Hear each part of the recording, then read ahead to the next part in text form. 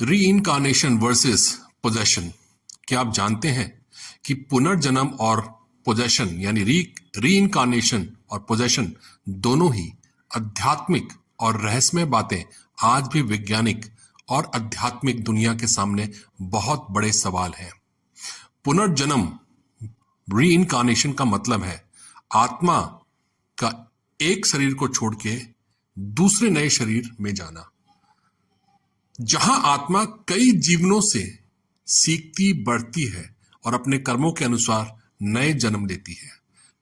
पुनर्जन्म के उदाहरण सदियों से धार्मिक ग्रंथों और आधुनिक वैज्ञानिक अध्ययनों में मिलते हैं।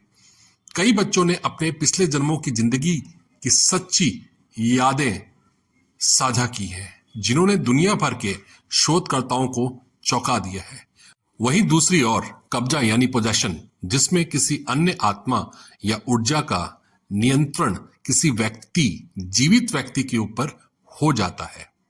ये शारीरिक या मानसिक व्यवहार को बिल्कुल बदल सकता है और व्यक्ति के जीवन में बुरी ऊर्जा के प्रभाव को दर्शाता है। कई संस्कृतियों में पोजेशन के इलाज के लिए विशेष पूजाएं, मंत्र और शारीरिक निष्कासन की परंपराएं, जिसे हम एक्सोर्सिज्म कहते हैं। अब प्रश्न उठता है, क्या आत्माएं नए जन्म लेती हैं या किसी दूसरे के शरीर में प्रवेश करती हैं?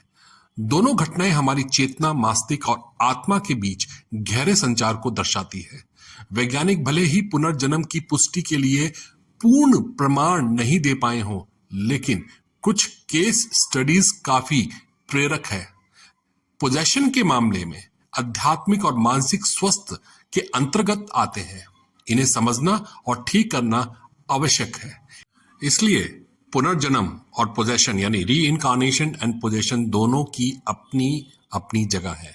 एक तरफ जहां आत्मा की यात्रा है, वहीं पर दूसरी तरफ पोजेशन मतलब किसी दूसरे के शरीर को कब्जा कर लेना।